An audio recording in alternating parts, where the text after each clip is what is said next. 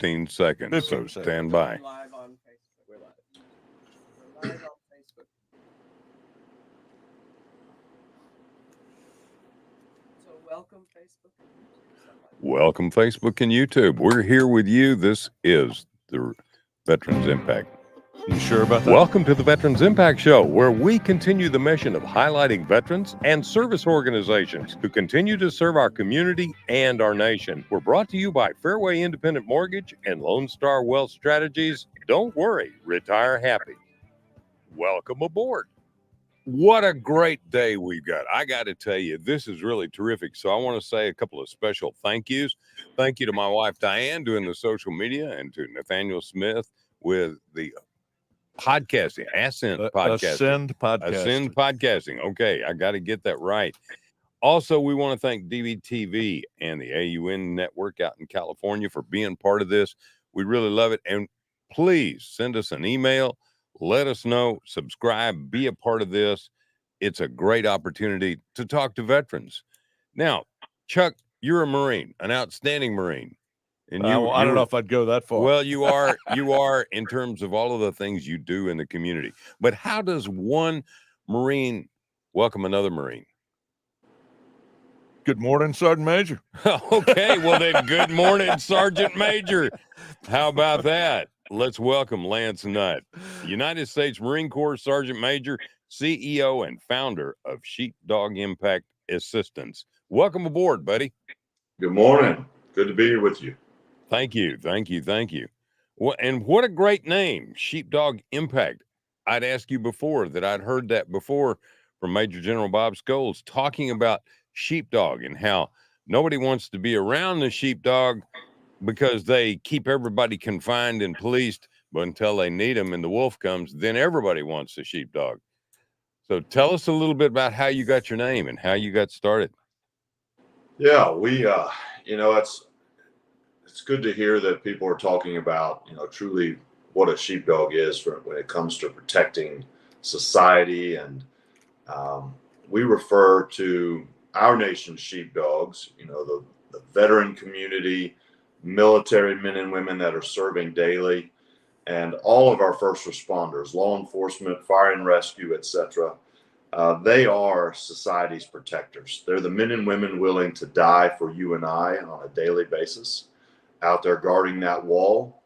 And so for us as an organization, I had heard the term growing up in the military. I was surrounded by our nation's heroes, sheepdogs. And I heard that Vietnam era vets talk about it a lot, what defined, their type of breed, the type of men and women that were willing to serve when so few others, are willing to put the uniform on. And then a few years later, as I was in the Marine Corps myself, I was reading some of Lieutenant Colonel Grossman's books on killing, on combat, that talk about the sheepdog mindset and what type of man or woman is willing to run into a burning building when everyone else is sane enough to run out. What type of man or woman runs in the directions of shots being fired. And he ultimately used the same term to reference these men and women in a loving way of referring to them as sheepdogs. And you're right, the one thing that stands out is that the wolf and sheepdogs both have teeth, and those teeth are intimidating. So a lot of people look at sheepdogs as, men and women of violence and intimidation. But unfortunately, what they don't appreciate is that these men and women use those teeth for good. That's the difference. The wolf uses them for bad. That's the wolf defining, people that mean or intend to do us harm. And the sheepdog use their teeth for good. So it's men and women who are willing to use violence as a means to protect us. And so in 9/11 had happened recently. I was getting close to retirement, thinking about what was going to be the next phase in my life. And so in starting an organization that was going to be about assisting and helping men and women who were still serving or had served in the uniform, our nation's sheepdogs, I thought, what better way of defining what we as an organization were going to do than having an impactful assistance on our nation's sheepdogs.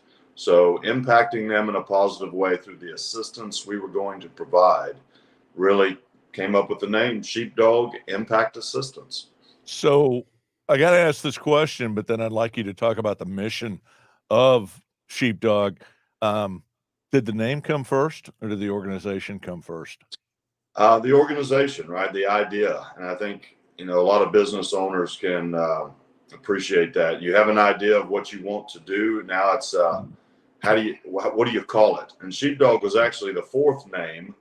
And the first couple names I found out were already taken for other organizations. So Sheepdog wasn't. And in hindsight, without a doubt, it's a little bit of a God thing that the name that it was meant to be is the name that it is today. Yep. And we take pride in that. So expand a little bit for somebody who doesn't know anything about Sheepdog, which was me before I met Yeti. Tell us what Sheepdog does. What is the purpose of the organization? How are you doing it? You bet. Well, it's funny to see after 13 years now of what we started as and what we are today are very much the same, but very much different. I mean, we're the same in the intent, which is to assist our nation's sheepdogs, our nation's heroes, those men and women out there willing to sacrifice so much for us. So my concern coming out of the Marine Corps was the continued service aspect. How am I going to be able to continue giving back when that had truly defined my entire life? I grew up in the Marine Corps. I was serving. I ended up finishing with 30 years. And the concern was in seeing so many like-minded individuals leave the military and struggle with finding a way to continue giving their lives meaning and purpose. And so I thought, oh my Lord, what's going to happen to me? The Marine Corps has literally defined my entire life. So in shaping Sheepdog, it was about that. It was an opportunity to continue serving and so our initial mission parameters were disaster response. We wanted to have the opportunity to get fellow veterans and first responders up off the couch, giving them a continued sense of purpose and belonging in being part of an organization that was made up of them, so that they would have brothers and sisters that they could work side by side with, they had things in common with. And it was all about going out, and ultimately we said, let's put our M16s down and let's pick up chainsaws. It was disaster response at its finest, clearing debris and trees. And what ultimately it has morphed into today was appreciating that after a disaster mission, we would come home and we would feel anxious about wanting another disaster to happen so we could feel good about ourselves, right? It's like, I need something bad to happen to make myself feel whole. And that in itself had a little bit of a depressing intent that we didn't want our men and women feeling. So we started adding what we call today our outdoor adventure program. And that was about finding ways to continue getting up off that couch together through hunting, fishing, camping, hiking, skydiving, scuba diving. If I had a veteran come to us and say, I really want to get up and redefine myself by basket weaving underwater, we would put a scuba diving adventure together where you could learn how to basket weave underwater, right? So we did not limit ourselves in what it was that people challenged us to do. But finally, the piece that we always knew we were missing was the ability to send our men and women home after a powerful experience with us, whether disaster response or an outdoor adventure. It was always the same thing. Man, this was powerful. But now I've got to go back home and I've got to deal with life again. So you could take them on an excursion or give them purpose through disaster response missions, but the story was so often the same. They did not have the tools they needed to continue living a positive life, a life where they felt like they were in control. And about 5 years ago, I ran into Ken Falk and Josh Goldberg, founders of Boulder Crest Foundation, through the assistance and prodding of Senator Bozeman, one of Arkansas's fine senators. He said, I want us doing more for the men and women of this country. And I'd love for you to learn more about Warrior Path. So long story short, we now as an organization are one of the Boulder Crest Foundation and Avalon Action Alliance partners that provides Warrior Path training to veterans and first responders who are looking for a way to continue growing as individuals. And so whether through our 3 mission pillars, whether it's getting you up off the couch through an outdoor adventure, where we sprinkle some of that Warrior Path post-traumatic growth magic in the language and the things that we teach, or giving you an opportunity to go on and learn more about that through Warrior Path, which is a 7-day intensive peer-on-peer training program that teaches these men and women how to truly live their best lives. And then that final piece where we started is also teaching the importance of continuing to give back, serving in your communities, whether it's through Sheepdog and our disaster missions, or volunteering at your church, coaching little league sports, you name it. You have to find ways to continue giving back in the communities that we live. And what better group of men and women to do that than our nation's sheepdogs? Oh, our absolutely. Nation's heroes, our nation's veterans and first responders. Our show's motto is Charlie Mike, continue the mission. And that's one of the reasons we're having you on. Yours is one of the organizations that I think is more than a little bit under-recognized, but continuing this huge mission. And I love the way that you're approaching it. You're dealing with both sides, whether somebody already has problems, working them through a program. And that's what I was going to ask you to do, is talk a little bit about Warrior Path, what that is. And yeah, absolutely. Look, it's funny how life takes us in different directions. And, coming out of the Marine Corps after 30 years, I've seen it all, done it all in many ways, multiple combat tours. And what really launched this organization is the missing piece in sharing that. For me, coming home and thinking, hey, we've faced the worst of the worst. Now we get to come home and celebrate our successes, and in many ways celebrate the lives of the men and women that we've lost, right? They serving their country. But what I was not prepared for was the men and women that began to kill themselves after serving. And it just shocked me. And in many ways, I blamed myself. I thought when my Marines started killing themselves, Marines and sailors, I thought, well, what had I done wrong? How did I fail them as a leader? And so as I was struggling with that, more and more as our organization continued to grow, I dealt with it through anger, unfortunately. I got really angry. I got angry at the men and women that were killing themselves. I got angry at the Marine Corps for not doing a better to prepare them for transitioning out of the service. I got angry at our nation for not doing better. And so as I was personally struggling and knowing that our men and women needed more, I agreed to visit one of the Warrior Path locations through Boulder Crest. And I personally went out to their Arizona course location, and I went there as an observer. And the powerful moment for me came on day 2. As I'm going through the program and I think, oh, I'm just here to watch and learn. No, I learned that I was there for me. I learned that I needed it.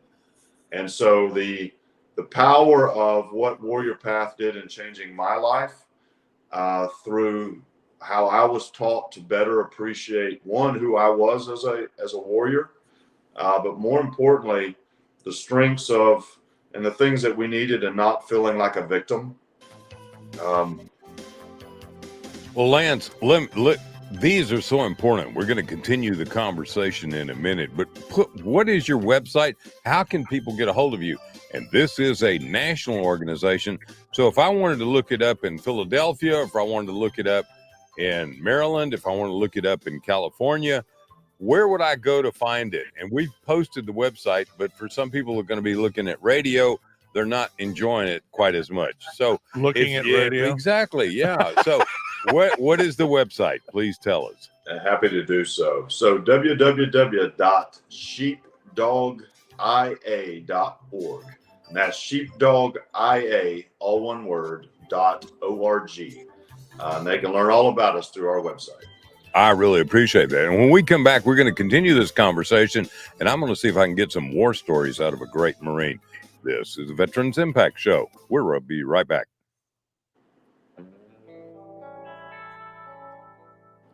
Welcome back to the Veterans Impact Show. And thanks to our sponsors, Fairway Independent Mortgage and Lone Star Wealth Strategies. Now, let's continue this great conversation.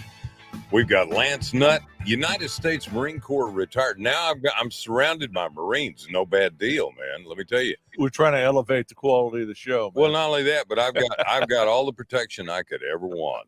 You and Lance and Smith & Wesson, we've got it made. Lance, let's continue. Can you tell us maybe a story too about what you have experienced with the Warrior Path, or with what you're experiencing, and is this part of your continuum of care that you talk about in your website? It really is. The Warrior Path program deals with, intensive training. It's what we call peer-on-peer support training, where all of our Warrior Path guides that make up the program are themselves combat veterans and or first responders. And I add first responders because we consider our nation's first responders, law enforcement, fire and rescue, to be combat vets based on what they experience every day on the streets of America. And so the program itself is tailored to men and women in uniform who are experiencing trauma in the line of duty, right? Again, the service in our military. And so Warrior Path, that training is all about 7 days of intensive day on, stay on, peer training that teaches what we refer to as post-traumatic growth.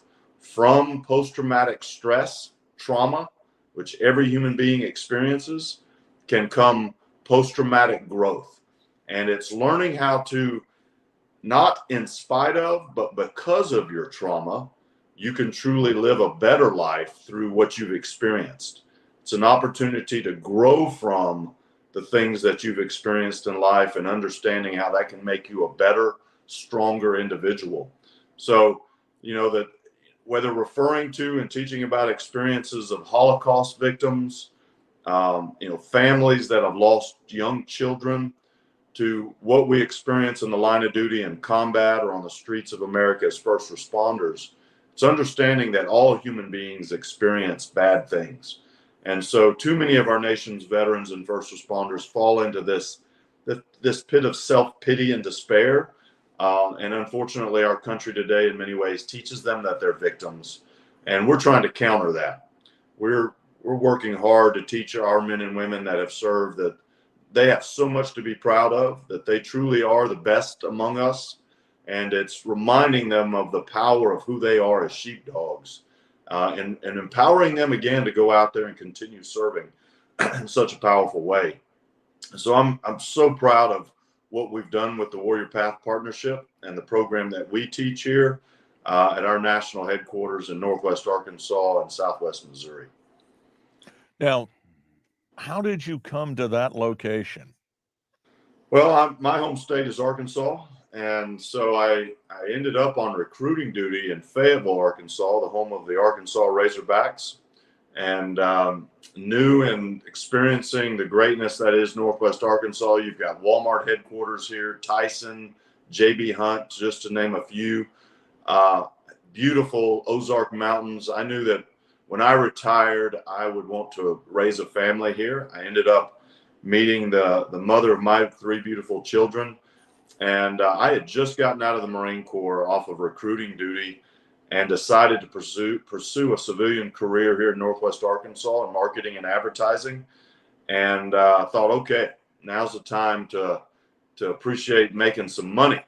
And the power of 9/11 happened a year after I got out. Oh, wow. And as you can imagine, as a Marine, I could not get back in the Marine Corps fast enough. And having met the mother of my children, we agreed that even though I was going to be going back into the Corps and stationed all over the country again and deploying at that point in my career a lot, we decided to keep her and my children in Northwest Arkansas and allow them to grow up in a safe, well-balanced community. And so ultimately, when I retired, this is where I knew I would be. And so I decided to start and keep the organization headquartered here. And ultimately, we have spread out across the country by keeping our roots in a really good central location here in the United States. I couldn't think of a better, more beautiful place, and you're doing a lot of outdoor events, so that's a great place. Man, I got to tell you, what you do in disaster relief that I looked at in your website is truly amazing. And a young lady with a chainsaw, she's got a smile that is really great. Thank you for what you're doing, and let's continue this conversation as we talk about more about the sheepdog training and how this can help you out. You need it. I do. Yeti keeps promising me, and I should throw that out real quick. So one of your directors is Yeti Jackson, another retired Marine, and he's a longtime friend of mine. And when we come back, we're going to talk about Joe's comments that he made. Just relax. I'm getting there. But Joe, we're going to talk about your remarks because there's a lot of truth to them. And Joe in Jacksonville. Oops. Welcome back to the Veterans Impact Show. And thanks to our sponsors, Fairway Independent Mortgage and Lone Star Wealth Strategies. Now, let's continue this great conversation. What a great program. Thank you for pulling this together. You know, Marines always lead the way. We try. We certainly try. Yeah. But if you want to get something done, find a Marine, find an E7 or an E8. I'm telling you, you've had that experience with a board full of generals. That's an inside joke. We'll talk about that later. That's an inside joke. But we've got one of our listeners, and I wanted to jump over to this, Sergeant Major. So I don't know if you can see it. Whoop, where'd we go? There we go. We all have our demons to fight. We feel alone in the battle. We turn to the VA for help and get none. And I'm going to defend the VA a little bit. The VA is a little bit overwhelmed, but there is truth to that statement. And this is where an organization like Sheepdog fills that void between the government sector and the private sector in accomplishing the mission. And I won't go down the tangent. Texas is trying to do some things to formally help that. But this is where you fit. This is where you fit in. This is where Sheepdog is one of the cogs in the machine. And what would you say to Joe, Sergeant Major? Well, you're exactly right. The VA cannot and should not be considered, a fix-it-all for our nation's veterans. I mean, when it comes to medical care, they're probably a little above average, but when it comes to mental wellness, not in a space where I think they do their best. Right. And so, organizations like ours are really working hard to fill that gap when it comes to assisting our nation's, veterans with the mental wellness side of things. And again, I want to stress that we're not a mental health provider. We're not licensed in that capacity. This is a peer-on-peer support program that, the great for us is powerful. It is showing the types of results and dealing with the effects of post-traumatic stress that have been needed, in my opinion, for years and generations, and addressing and hitting it head on. And so again, as a veteran who has gone to the VA for a lot of help and assistance, I noted real quick that my mental well-being was not being served there the way my body, when it comes to the physical side, was being served. Mm-hmm. And so in finding Warrior Path and being able to facilitate bringing it to bear, it changed my life personally, as I shared. And we're able to witness the power of what it's doing in the lives of our men and women every day. And if I can share a quick story on that as an example, we had a young lady that came through the program a few months ago, and she had dealt with addiction most of her life after serving, a lot of pain and trauma in the military. And we teach the importance of your 3 to 5. Your 3 to 5 are those key 3 to 5 men and women in your life that are all about lifting you up. You can have 3 to 5 people that will drag you down, or you can have 3 to 5 people that lift you up. And my dad always used to say when I was little that, son, if you hang around crackheads, you're going to be a crackhead, right? And that might be a little crass in trying to explain. If you hang around people that don't care about you, don't want you to do well, that's what's going to happen. You're not going to do well. So this young lady comes in. She's been in a really bad place. And she says, I have to go home and I have to change who it is that I have in my life. I have to change my 3 to 5 into people who care about me. And we hear from her about three months later, and she writes us a letter towards the end of our continued programming that is for 3 months after you go through the initial 7 days. She says, I did it. I changed the people that are in my life for the better. But what was really hard is one of the people I had to kick out of my life was my mother. Now, the reason for that was her mother was her drug dealer. Her mother was her enabler when it came to encouraging that. And what you realize is her mother was in a bad place. Her mother was using drugs, and misery loves company. But what we found out just a few days ago is that her mother, for the first time in her life, is now in rehab. And so the impact of this young lady saying, Mom, you can no longer be a part of my life. I love you. I will always love you, but you are a toxin in my life. And so to hear the stories of where these men and women are realizing the importance of going back home and changing the way they live, changing the 3 to 5 in their life that are going to enable them to be better, stronger individuals is really powerful. So that's one of the key elements of how we stress the importance of changing your life. If you don't like where you're at in your life, then you've got to make the changes that put you in a better place, right? And that continuum of care of continuing to serve and find ways to get up off that couch on a daily basis are critical in improving your life. So I hope that makes sense in realizing that an organization like ours is, and there are many out there trying to do their best, but the Avalon Action Alliance that we're a part of is truly committed to doing just that, filling that gap where the VA may not be able to do its best. This is tremendously important. Diane and I are involved as instructors of Sea Cadets, and I watch Sea Cadets and I watch young Marines, and here's what I'm thinking, okay? And where I'm going with that is I wish we could involve something like this into the training of young people. I think that's so tremendously important. And you talked about the VA. I'm close friends with several people heavily involved in the VA at upper levels. And we have talked repeatedly about 87% of the medical problems we've got are brought about by your attitude, in the mind, that we really got to fix these things you're talking about. And it's not something that an institution like the VA can do, or an institution like a hospital can do. It's where you've got to have a peer organization that does that. I think that's one of the success of any of your peer organizations, where it's alcohol abuse, drug abuse, whatever. Celebrate freedom. So I think this is tremendously important. No, I absolutely agree with you, and I think this is, and the thought hit me as both of you were talking, have mentioned peer work, and I realized when you do alcohol rehab, drug rehab, it's not a one-on-one program.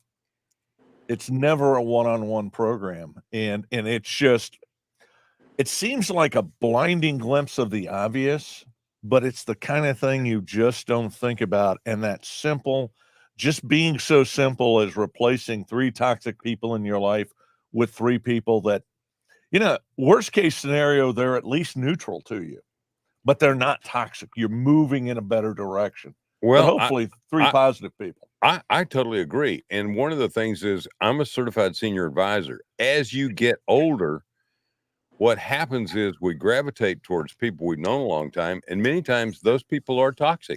Talk about your grumpy old man, and there are days when I feel that way. I think it's Stay important. off my lawn. I think it's important. So let's again go back and give out the website and encourage people to go take a look at this. It's amazing.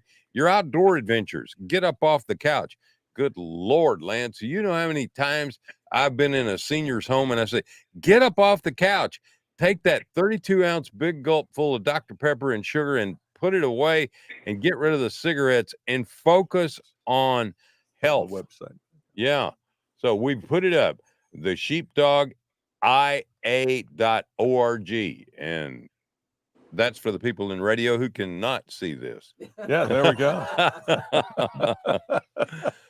Okay, we're being real silly. One of the things that we are getting close to is Memorial Day. And one of the things, and I will very quickly share my story. I got involved with Carry the Load, which is an organization that Sheepdog is a member of. And the mission of Carry the Load is to restore the true meaning of Memorial Day. And this has been a way, and I can't believe how cathartic it has been for me. And I'm going to date myself, Sergeant Major. I lost one of my TBS classmates in the barracks bombing in Beirut. And Carry the Load gave me a way to honor him. It gave me a way to keep his memory alive. And of course, the key question to Carry the Load is, who are you carrying? And Sergeant Major, I'm sad to say you've probably got a list. And that's, but this is how we do that. But Carry the Load is also a way for people to get involved. And if you're near Dallas, you can come down to Rivershawn Park and march with us. If you're not, we have 4 relays across the nation that are marching through all 48 of the contiguous U.S. States.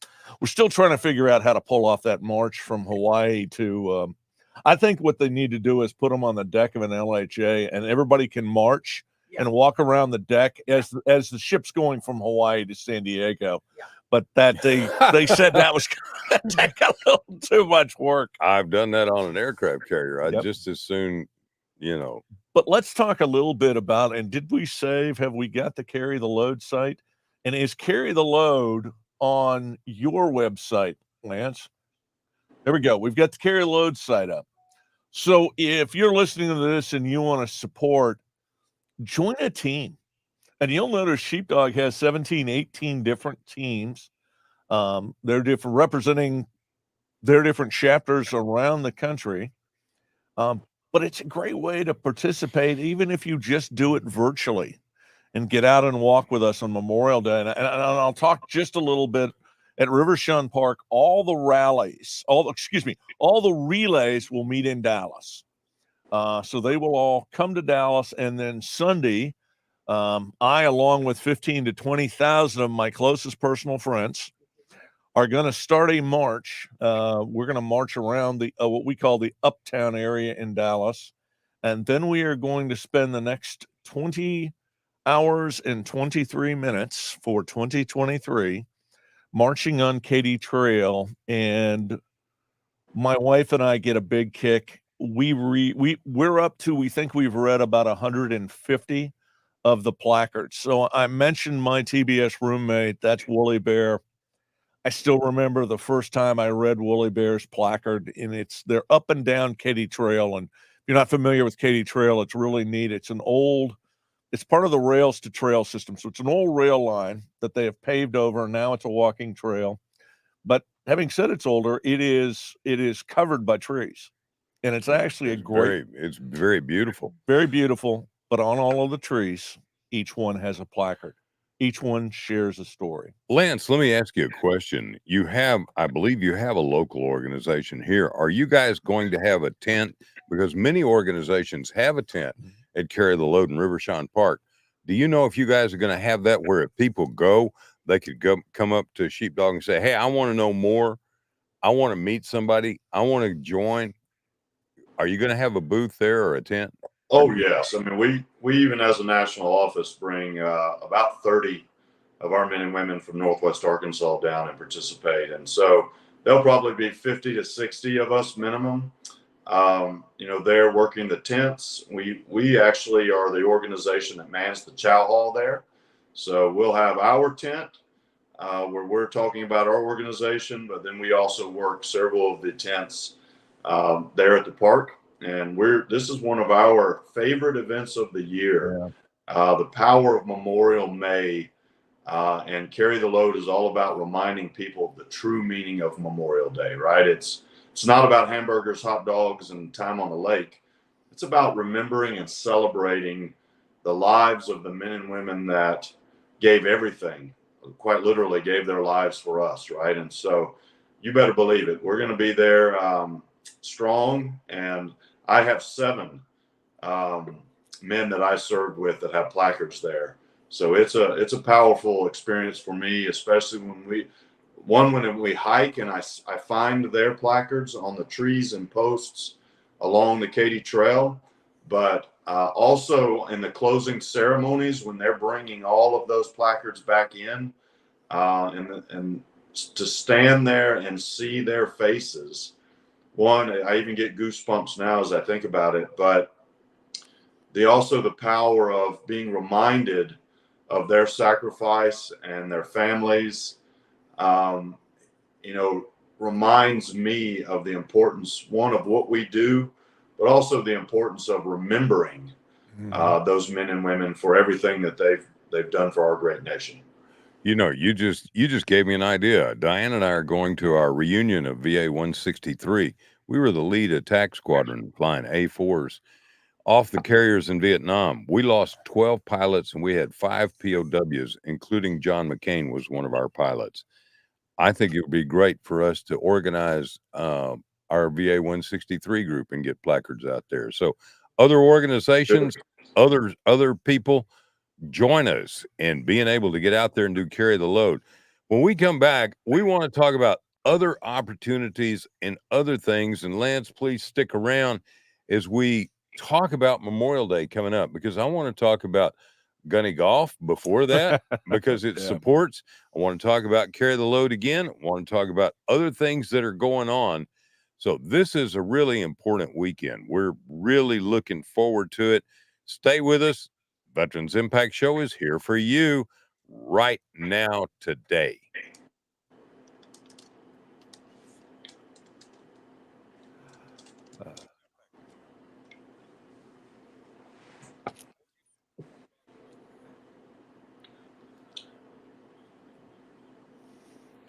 I think this is absolutely fantastic. All right, we've been talking about Carry the Load and how important that is to bring the memory back of why we're really doing Memorial Day, not hamburgers and beers and etc. I can't eat or drink.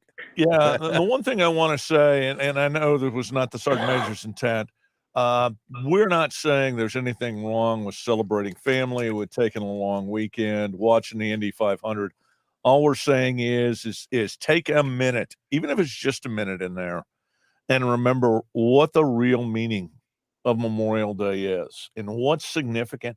And more importantly, talk to your kids about it. Talk to your grandkids about it. I know more than a few of our listeners are the ones that are raising grandkids, and grandkids and grandparents have a very special bond because they have a common enemy. Parents. It's a true story, and everybody laughs when I say that, but it's absolutely true.